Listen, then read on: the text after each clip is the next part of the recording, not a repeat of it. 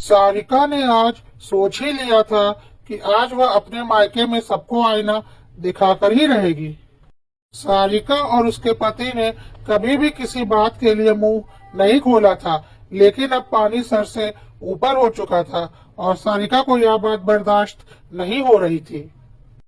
सारिका की छोटी बहन की शादी हो चुकी थी। शादी में माता पिता ने अच्छा खासा खर्च भी किया था और उसे काफी गहने और सामान भी दिया था। आज शादी के 1 महीने बाद होली के अवसर पर दोनों बेटे दामाद आए हुए थे और नए दामाद की खातिरदारी देखकर सारिका को आज बहुत गुस्सा आ रहा था, क्योंकि उसके पति की उसके मायके में कभी कोई पूछ हुई ही नहीं। और आज जब घर के 2 दामाद एक साथ उस घर में हैं, वहां पर एक दामाद की ज्यादा खातिरदारी और एक दामाद की कोई पूछ नहीं। सारिका का गुस्सा 7वें आसमान पर चढ़ चुका था। सारिका ने गुस्से में तुरंत अपने ससुराल जाने का फैसला लिया। सारिका के पति ने उसे समझाया, इतना गुस्सा करने की जरूरत नहीं। अगर तुम्हें नहीं पसंद तो यहाँ मत आया करो। मैं तो तुम्हारी वजह से तुम्हारे साथ यहाँ आ जाता हूँ। सारिका ने बोला, हाँ मैं जा तो रही हूँ, पर इस बार इन लोगों को आईना दिखाकर जाऊंगी। तब सारिका के पति ने कहा, इस वक्त कुछ भी मत बोलो। अगर कोई बात करनी ही है तो अकेले में करना। वैसे मैं तो कहता हूँ, जरूरत ही क्या है, तुम्हें किस बात की कमी है। सारिका ने कहा, इसी बात का तो रोना है कि मुझे किसी बात की कोई कमी नहीं। इसीलिए मेरे मायके वालों ने मुझे पूछना भी छोड़ दिया और मेरे पति की भी कोई इज्जत मेरे मायके में नहीं, और इस बात का जवाब उन्हें देना ही पड़ेगा।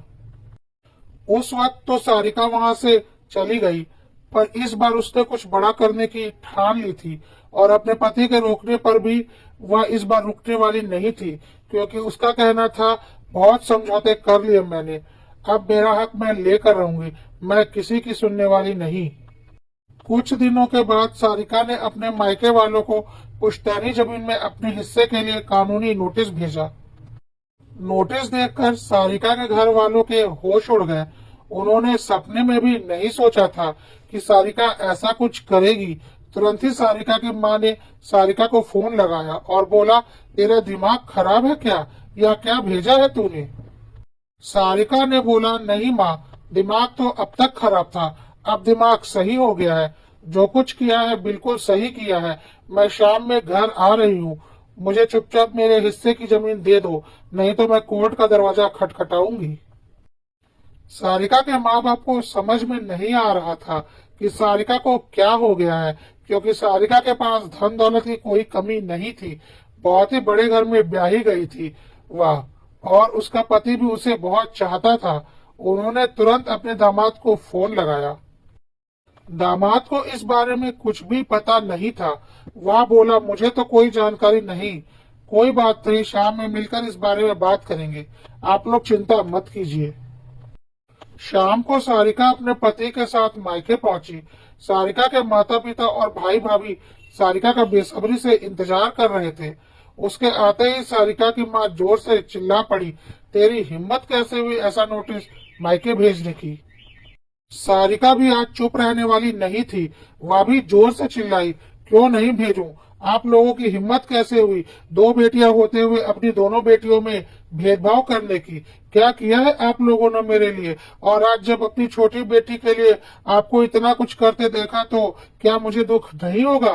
क्या मेरा दुख आप लोगों को कभी नहीं दिखता। सारिका के माँ बाप हैरानी से सारिका का मुंह देख रहे थे।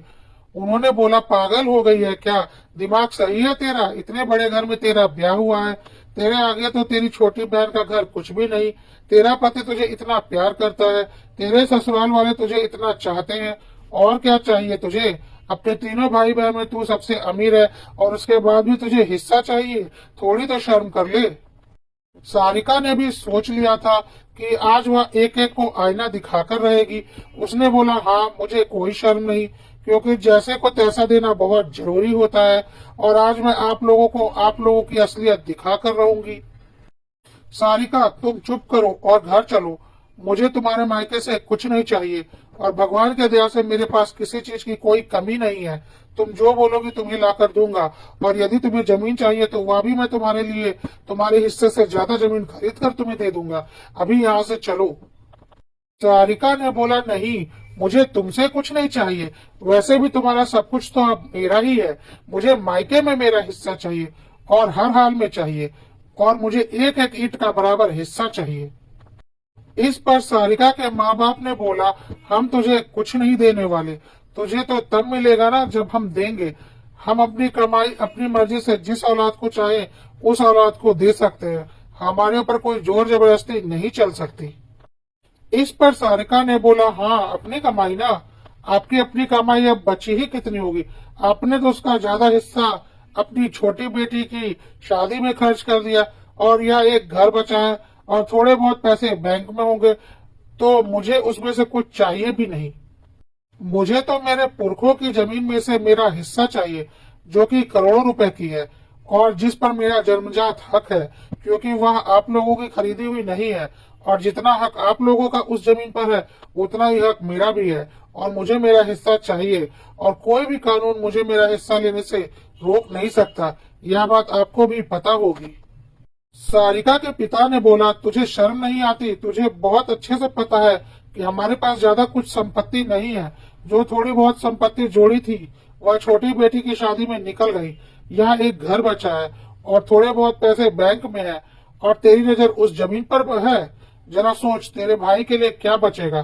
तेरे पास तो भगवान की दया से कोई कमी नहीं, फिर भी तुझे वह हिस्सा चाहिए।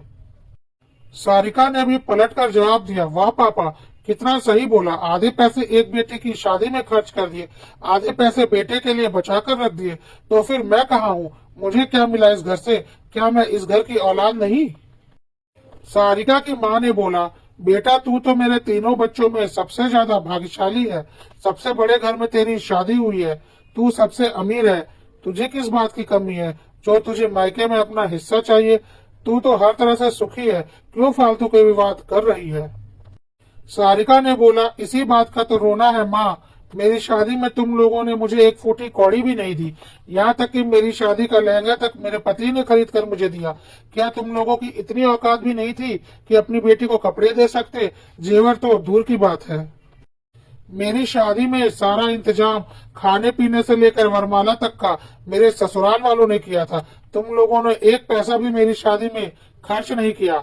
यहाँ तक कि कपड़े जेवर तक ससुराल की तरफ से ही आए। क्या तुम लोग इतने गए गुजरे थे? इतना तो मुझे भी पता है कि जिस तरह से तुम लोगों ने अपनी छोटी बेटी की शादी में खर्च किया है, मेरी शादी में भी अच्छा इंतजाम कर सकते थे। लेकिन नहीं, तुम लोगों ने इस बात का फायदा उठाया कि मेरे ससुराल वालों ने मुझे किसी शादी में देखकर बहुत ही ज्यादा पसंद कर लिया था, और वह हर कीमत पर मुझे ही अपने घर की बहू बनाना चाहते थे। इस बात का तुम लोगों ने पूरा फायदा उठाया और अपना 1 रुपया भी मेरी शादी में खर्च नहीं होने दिया। तुम लोगों को बहुत अच्छे से पता था कि मेरे ससुराल वाले हर कीमत पर मुझे अपने घर की बहू बनाना चाहते हैं, और उनके पास किसी बात की कोई कमी नहीं। इसलिए तुम लोगों ने सब कुछ होते हुए भी अपने हाथ खड़े कर दिए और सारा इंतजाम मेरे ससुराल वालों के सर पर डाल दिया।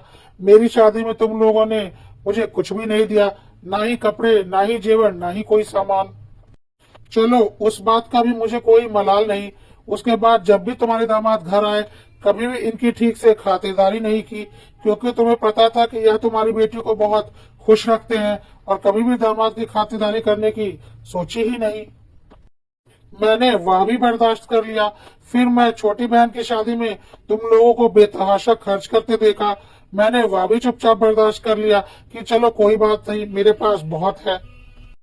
लेकिन जब होली के दिन दोनों दामाद एक साथ इस घर में मौजूद थे, तो तुम लोगों को शर्म नहीं आई? एक दामाद के आगे पीछे डोल रहे थे, और एक दामाद को एक गिलास पानी पूछना भी तुम्हें जरूरी नहीं लग रहा था?